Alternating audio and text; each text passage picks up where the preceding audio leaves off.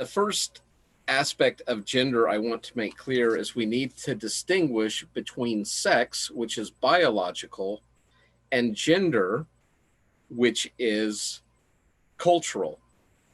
Okay, let me say that again. Sex is biological, it has to do with genes and chromosomes, and gender has to do with masculinity and femininity. It is what your culture teaches you how the different sexes are supposed to behave.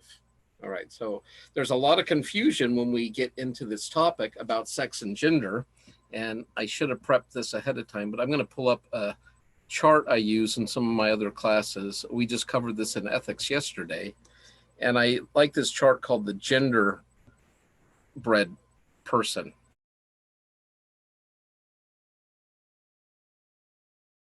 So I don't know if any of you have seen this chart before. And whether you agree with this chart or not, I think it is important that you're aware of the terms, because in our culture, these are the terms that our society is using to describe these differences. So as you can see in this little genderbread person, let's start with sex. That's the biological piece. And you see the symbols there, the arrow for male, the cross for female, and where you have the arrow and cross together, that would refer to transgender or intersex people that have both male and female chromosomes. All right. So sex is the biology of a person. It's determining whether you're male, female, or intersex. Attraction, that is who you are sexually attracted to. If you are a biological male attracted to another biological male, that is what we would call homosexual attraction, same-sex attraction. The same would apply. If you're a biological female and you were attracted sexually to other biological females, we would call that homosexual attraction. Hetero means other. So if you're a biological male attracted to a female, that would be a heterosexual attraction. And so your sex or biology does not necessarily determine your heart or your passion, who you're attracted to. The next piece, and this is where we have a lot of confusion and debate in our society at large, let alone in Christian circles, is this identity piece. And this is how you think of yourself or identify yourself. So if you are a biological male with XY chromosomes, but you identify or think of yourself as female, that is what we were talking about. And this is what psychologically is called gender dysphoria, where your identity does not match your biology. Are there any questions on this so far? So sex is biology, identity, that is the gender piece. How do you see yourself as male or female, masculine or feminine? And then the last piece is expression. That's how you present yourself. If you're a biological male who presents yourself in a masculine manner and thinks of yourself as a male, this is what we would call a cisgender male. But if you are a biological male who identifies yourself as a female, I mean, you might present yourself as male or female, but on the inside, in your mind, you're thinking of yourself in the feminine as a female, even though you may have the biology of a male. This is what we would call transgender. All right. I do want to make a distinction between transsexuals and transvestites. Transsexuals are people that actually are identifying with a sex other than their biological sex. And some of them will actually go to the extreme of hormone therapy or even surgery to physiologically change their body, at least in some ways. What I want you to understand, though, is that the XY chromosomes are at the cellular level. So you would literally have to change that chromosome in every cell to truly change someone from one sex to the other. But they can do genital reassignment surgeries.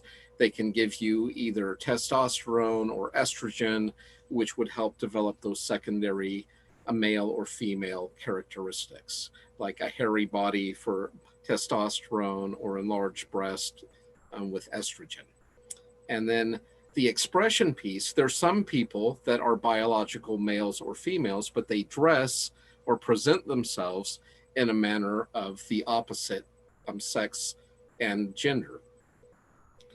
This is what we would call a transvestite. And the way I remember the difference personally between transvestite and transsexual is vestment. Think of vestments like putting on of clothes.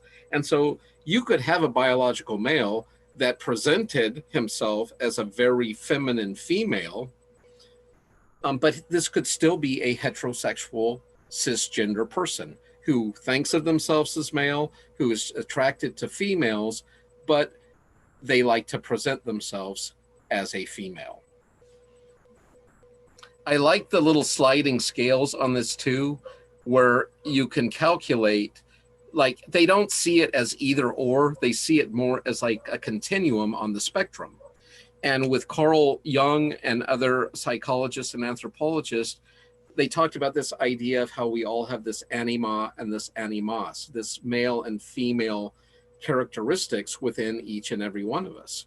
And remember, when we're in utero, as we're developing, male and female children are developing the same until, like for males in the embryonic stage, there comes a period where there is like this testosterone wash that goes through their bodies, and it even separates the hemispheres of the brain. There are physiological differences between male and female brains, and part of that is caused by testosterone.